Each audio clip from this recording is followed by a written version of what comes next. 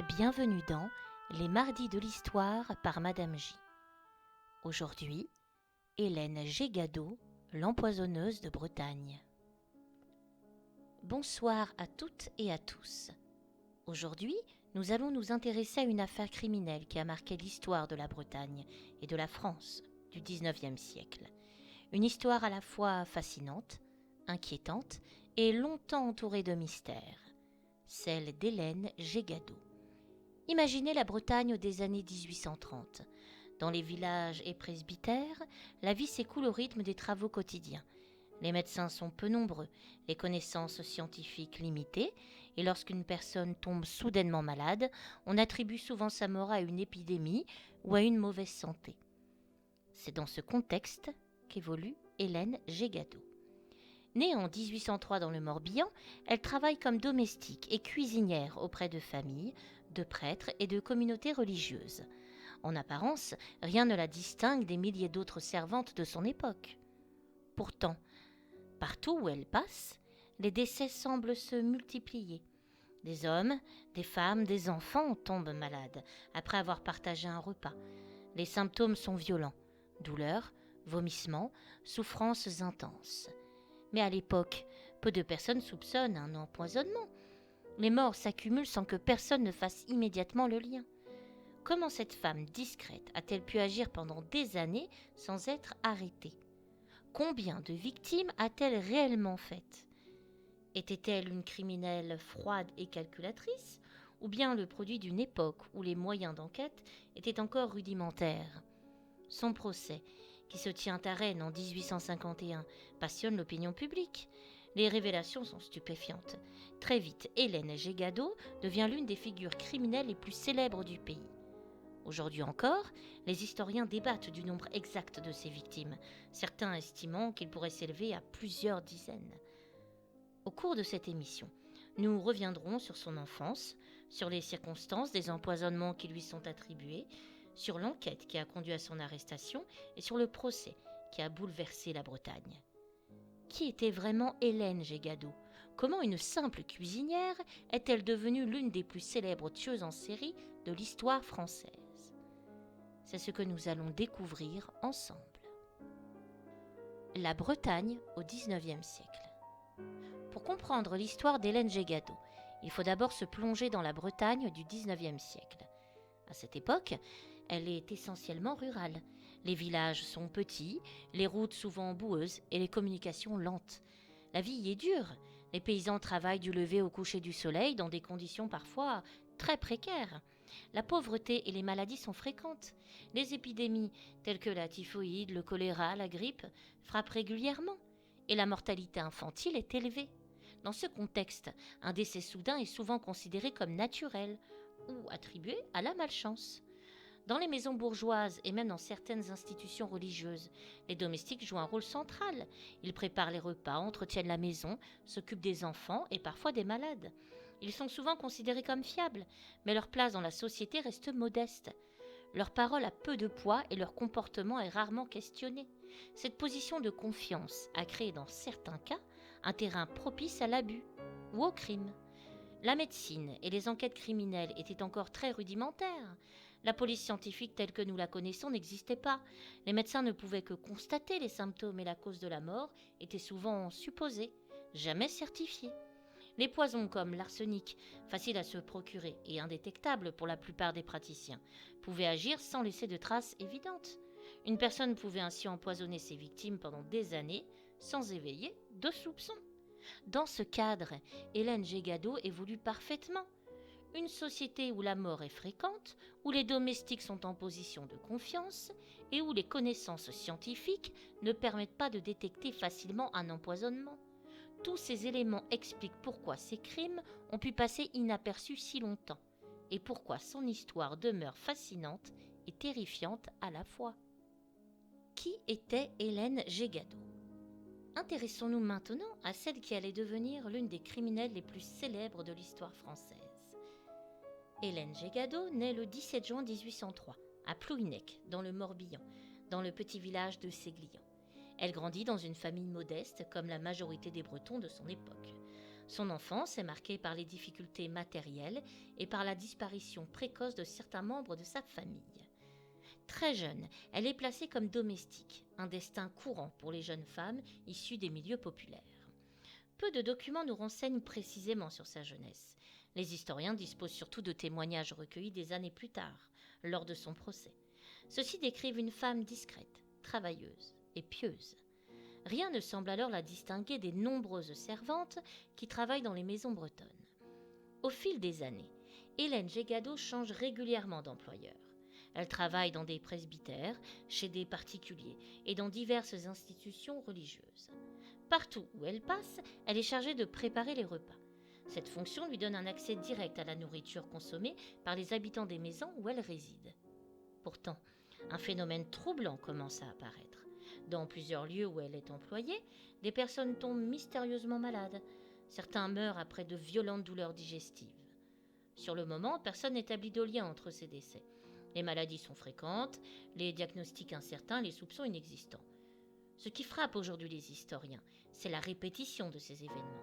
À chaque changement de domicile ou presque, de nouveaux décès surviennent dans son entourage. Mais à l'époque, les informations circulent lentement. Les employeurs ignorent souvent ce qui s'est passé dans les maisons précédentes où elle a travaillé. Lorsqu'on relit les témoignages du procès, une question revient sans cesse. Qui était réellement Hélène Gégado ? Une femme froide et calculatrice qui préparait minutieusement ses crimes ? Une personne souffrant de troubles psychologiques encore inconnus à l'époque ? Ou une criminelle dont les motivations resteront à jamais mystérieuses ? Car contrairement à d'autres meurtriers qui agissent pour l'argent, la vengeance ou le pouvoir, les mobiles d'Hélène Gégado demeurent difficiles à comprendre. Dans de nombreux cas, elle ne semble tirer aucun bénéfice direct de la mort de ses victimes. C'est ce mystère qui continue de fasciner plus d'un siècle et demi après sa mort. Derrière l'image de la simple cuisinière bretonne se cache peut-être l'une des plus grandes énigmes criminelles du XIXe siècle. Les empoisonnements. À mesure que les années passent, un schéma inquiétant semble se dessiner autour d'Hélène Gégado, même si personne ne le perçoit encore clairement à l'époque. Partout où elle travaille comme domestique ou cuisinière, des maladies brutales apparaissent dans les foyers. Les symptômes reviennent souvent sous une forme similaire. Des douleurs violentes à l'estomac, des vomissements, une grande faiblesse, puis la mort, parfois en quelques jours seulement. Pour les médecins du XIXe siècle, ces décès ressemblent à des maladies naturelles, parfois à des intoxications alimentaires mal comprises, mais rarement à un acte criminel. Le poison le plus souvent évoqué dans cette affaire est l'arsenic. Facile à se procurer à l'époque, il est utilisé dans divers usages domestiques, notamment pour lutter contre les parasites. Surtout, il est extrêmement difficile à détecter avec les moyens médicaux du temps. On le surnomme parfois la poudre de succession, car il est tristement associé à des héritages précipités. Dans plusieurs lieux où Hélène Gégado est employée, des décès surviennent à répétition. Pourtant, ces événements sont pris isolément. Chaque famille pense être victime d'un malheur unique, sans lien avec les autres. Et c'est là que réside l'un des éléments les plus troublants de cette histoire, l'absence de connexion entre les faits. À une époque où les déplacements sont lents et les informations circulent peu, personne ne peut établir de liste globale des décès suspects liés à une même personne. De plus, Hélène Gégado inspire confiance. Elle reste dans son rôle de cuisinière, invisible aux yeux de ceux qui l'emploient. Elle prépare les repas, sert à table et se fond dans le quotidien des familles. Rien dans son comportement ne semble éveiller de soupçons. Ce n'est que bien plus tard, lorsque les décès deviennent trop nombreux et que des recoupements commencent à être faits, que certains commencent à s'interroger. Pourquoi ces morts se produisent-elles si souvent autour d'une même domestique ? Est-ce une coïncidence tragique ou quelque chose de beaucoup plus inquiétant ? Mais à ce stade, il est déjà trop tard pour certaines victimes. L'affaire a déjà pris une ampleur dramatique. Les soupçons commencent enfin à se préciser. L'enquête. Après des années de décès mystérieux, les soupçons commencent enfin à se concentrer sur Hélène Gégado. Mais à l'époque, enquêter sur une empoisonneuse n'était pas simple. La police scientifique n'existait pas et les médecins ne pouvaient que constater les symptômes. Démontrer qu'il s'agissait d'un crime nécessitait beaucoup de patience et d'observation. Le premier tournant survint lorsque plusieurs familles, alertées par la répétition des décès, commencent à parler entre elles. Les autorités locales prennent alors conscience qu'il pourrait y avoir un lien entre ces morts et cette domestique qui change fréquemment de lieu de travail. Hélène Gégado est surveillée. Les enquêteurs décident d'examiner les aliments qu'elle prépare et les restes de repas. À l'époque, certains médecins commencent à expérimenter des tests rudimentaires pour détecter l'arsenic, mais il reste incertain et difficile à réaliser. La prudence est donc de mise, il faut des preuves irréfutables. 1851. Après un nouveau décès suspect, la police décide d'agir. Hélène Gégado est arrêtée et placée en garde à vue. Les autorités procèdent alors à un examen plus approfondi des aliments et découvrent la présence d'arsenic. Les témoignages des familles et des anciens employeurs s'accumulent. À chaque changement de domicile, des morts mystérieuses surviennent. Le rôle de Théophile Bidart de Lannoy. C'est au cœur de cette dernière affaire rennaise qu'intervient une figure essentielle, l'avocat et professeur de droit Théophile Bidart de Lannoy. Dans la maison où Hélène Gégado est employée à Rennes, plusieurs décès successifs de domestiques et de servantes finissent par attirer son attention. Contrairement à d'autres familles précédentes, ici, les morts ne passent plus totalement inaperçus. Les coïncidences deviennent trop nombreuses. Bidart de Lannoy commence alors à douter. Il observe, recueille des témoignages et surtout, il prend une décision rare pour l'époque, faire procéder à une autopsie d'une victime suspecte. Cette démarche est décisive. L'analyse des médecins révèle la présence d'arsenic. Pour la première fois, un lien scientifique solide est établi entre les morts et un possible empoisonnement. Ce n'est plus seulement une série de soupçons isolés, c'est le début d'une véritable enquête criminelle. Informées, les autorités interviennent rapidement. Les exhumations de corps sont ordonnées et les résultats confirment les premières conclusions. Plusieurs victimes présentent des traces d'empoisonnement. C'est ce travail de recoupement, déclenché en grande partie par la vigilance de Bidart de Lannoy, qui permet de faire basculer l'affaire. Sans cette initiative, Hélène Gégado aurait peut-être continué à passer de maison en maison sans jamais être inquiétée. Son rôle est donc central, non pas celui d'un enquêteur officiel, mais celui d'un témoin déterminant qui a permis à la justice de voir enfin un schéma, là où jusque-là, il n'y avait que des morts isolées. L'enquête révèle peu à peu l'ampleur des crimes. Des dizaines de décès sont attribués à Hélène Gégado, faisant d'elle l'une des premières tueuses en série identifiées en France. Les enquêteurs sont confrontés à un défi inédit. Expliquer à un tribunal comment une simple domestique a pu empoisonner autant de personnes sans être repérée pendant des années. Ce travail minutieux de recoupement, combiné à la détection de poison, permet enfin de constituer un dossier solide contre Hélène Gégado. Elle est enfin traduite devant la justice à Rennes, où son procès attirera l'attention de toute la Bretagne et marquera durablement les esprits. 6 décembre 1851, le procès à Rennes. Très vite, l'événement dépasse le simple cadre judiciaire. C'est toute la Bretagne et même une partie de la France qui suit l'affaire avec une curiosité mêlée d'effroi. Dans le tribunal, l'atmosphère est lourde. L'accusée Hélène Gégado apparaît comme une femme ordinaire, presque effacée. Rien dans son attitude ne correspond à l'image que l'on se fait d'une criminelle de grande ampleur. Pourtant, elle est accusée d'avoir empoisonné de nombreuses personnes sur plusieurs années. L'accusation s'appuie sur une succession de faits troublants. Des morts répétées dans les lieux où elle a travaillé, des témoignages d'anciens employeurs et surtout la présence d'arsenic détectée dans certains aliments. Les procureurs cherchent à démontrer un schéma. À chaque fois qu'elle est présente, des décès surviennent. Les témoignages se succèdent à la barre. Certains racontent des malaises soudains après les repas qu'elle a préparés. D'autres évoquent des soupçons rétrospectifs, des détails qui, sur le moment, n'avaient pas paru suspects. Peu à peu, une image inquiétante se dessine. Mais un élément frappe aussi les observateurs. Hélène Gégado parle peu. Elle semble distante, parfois indifférente aux accusations portées contre elle. Elle nie, conteste ou reste silencieuse face à certaines questions. Ce comportement alimente encore davantage les spéculations. La presse s'empare de l'affaire. Les journaux décrivent une empoisonneuse redoutable, presque mythifiée. Le public assiste au procès comme un spectacle judiciaire. fasciné par cette femme ordinaire, accusée de crimes extraordinaires. Après plusieurs jours d'audience, le verdict tombe. Mais malgré cette condamnation, une question demeure. Le procès a-t-il permis de comprendre toute la vérité ? Ou bien n'a-t-on découvert qu'une partie d'une histoire encore plus vaste ? 14 décembre 1851. La condamnation. Le verdict tombe sans surprise au regard des éléments présentés au tribunal. Après plusieurs jours d'audience, marqués par les témoignages, les soupçons accumulés et la reconstitution de nombreux décès suspects, Hélène Gégado est déclarée coupable de plusieurs empoisonnements. Le tribunal retient sa responsabilité dans une série de morts survenues au cours de ses différents emplois comme domestique et cuisinière. La sentence est alors prononcée, la peine de mort.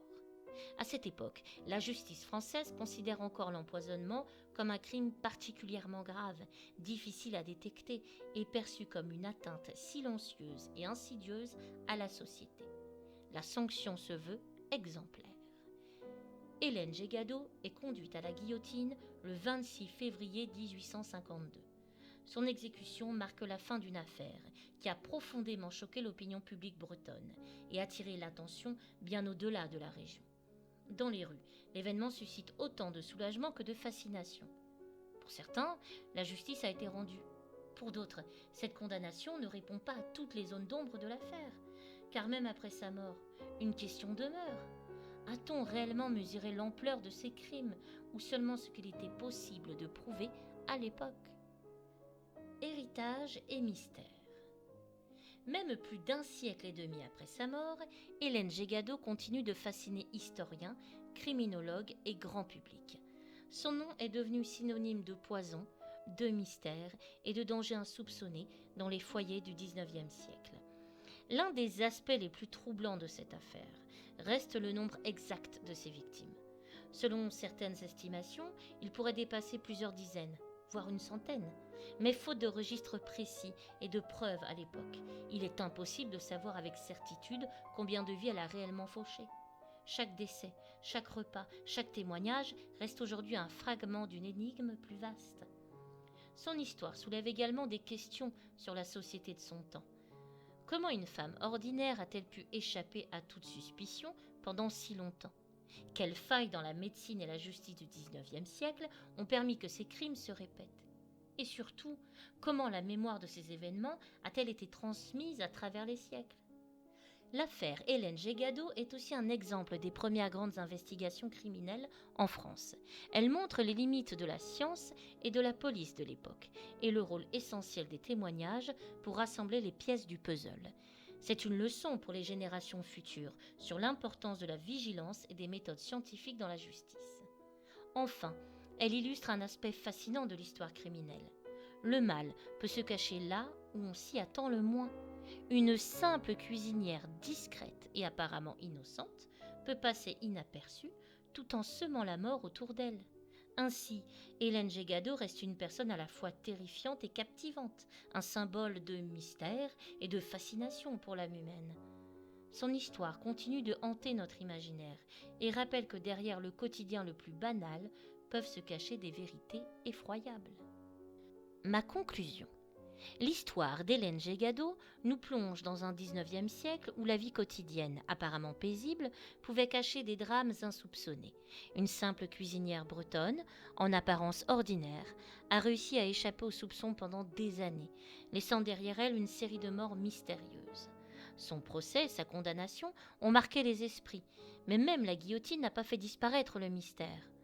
Combien de vies a-t-elle réellement fauchées ? Quels étaient ses mobiles véritables ? Ces questions restent aujourd'hui encore sans réponse. Au-delà de l'horreur de ces crimes, l'affaire d'Hélène Gégado nous rappelle aussi les limites de la médecine et de la justice de l'époque et l'importance de la vigilance face à ce qui peut se cacher derrière la banalité du quotidien. Hélène Gégado restera toujours une personne fascinante, symbole d'un crime insidieux, énigmatique et terrifiant, mais aussi témoin d'une époque où la frontière entre vie et mort, innocence et culpabilité pouvaient être incroyablement fragiles. Et si parfois les plus grandes histoires criminelles ne résident pas dans la brutalité visible, mais dans le silence, le poison discret et l'ombre d'une cuisinière qui passait inaperçue. Je vous remercie de cette écoute et vous donne rendez-vous une prochaine fois pour Les Mardis de l'Histoire par Madame J.